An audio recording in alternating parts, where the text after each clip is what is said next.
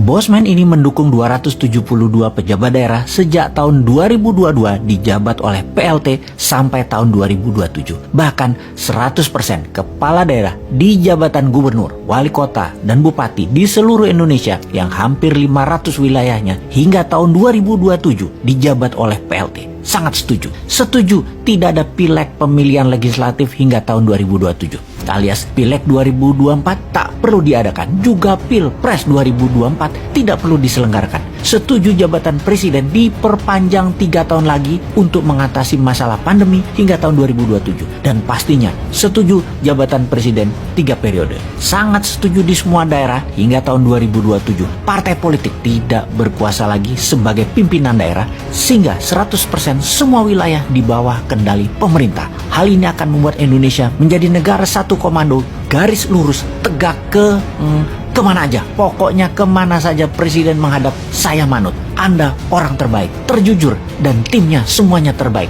Tidak ada tim di lingkaran pejabat seperti saat ini yang terbaik sepanjang Indonesia merdeka. Bahkan di dunia sekalipun tidak ada yang lebih baik dari tim yang saat ini menjabat di Indonesia. Bahkan dari 270 juta warga Indonesia, hanya merekalah yang terbaik yang saat ini menjabat. Oposisi itu pecundang semua. Yang berbeda pendapat itu pecundang semua. Semua orang pintar terbaik saat ini sudah menjabat semua. Itulah luar biasanya pemerintah kali ini. Terbaik. Karena itu misalnya, tindakan memPCR-kan orang sehat adalah solusi yang harus didukung. Walaupun di banyak negara antigen dan PCR difokuskan untuk mereka yang bergejala dan sakit, namun orang sehat yang berpergian di Indonesia menggunakan transportasi publik di-PCR-kan dan diantigenkan adalah benar. Juga pihak swasta yang menyediakan jasa tersebut dengan berbayar mahal adalah strategi yang benar. Itu semua demi mengurangi pandemi dan efek negatif lainnya. Setidaknya karena mahal mereka malas berpergian sehingga penyebaran virus bisa teratasi.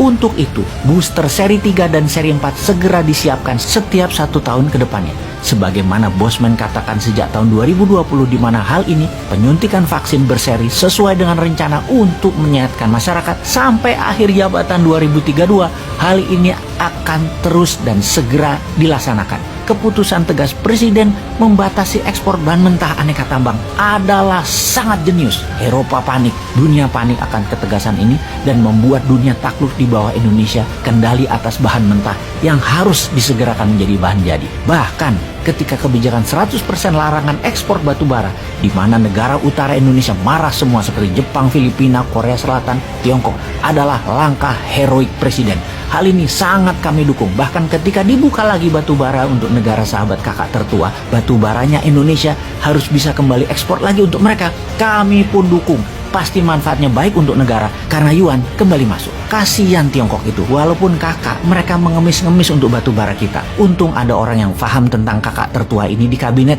sehingga kita bisa memberikan sedikit kebaikan untuk Tiongkok yang sangat tergantung batu baranya oleh kita. Salut, itulah strategi yang benar. Lalu tidak ada terima kasih yang tertinggi dari kami, terutama saya pribadi sebagai warga NU.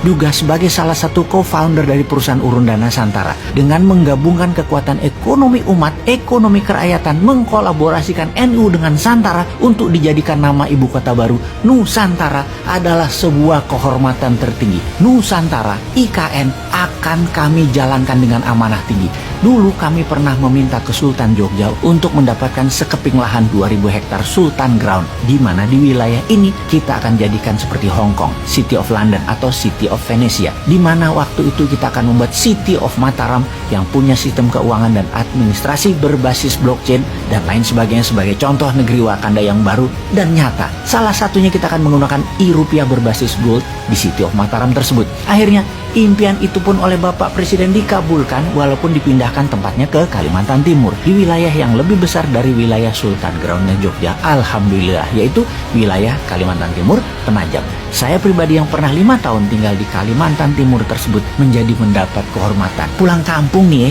kalau saya boleh pinjam frasa dari Obama dulu ketika mengunjungi Indonesia. Sekali lagi, terima kasih atas IKN yang investasinya mendekati angka 1.500 triliun rupiah yang kemungkinan dapat dari kakak tertua kedua, setelah kita berbaik memberikan batu bara kita, akan kita laksanakan dengan sepenuh hati, mengingat ini adalah anugerah kehormatan bagi warga NU dan New Mind Nusantara yang dikabulkan permintaannya untuk membangun kekuatan ekonomi kerakyatan dan ekonomi umat yang dibesarkan di ibu kota baru Nusantara. Demikian informasi singkat ini Bapak Pimpinan Tertinggi Negara Indonesia, matur sembah nuwun dari calon wakil presiden 2027-2032 yang tidak diunggulkan oleh oligarki.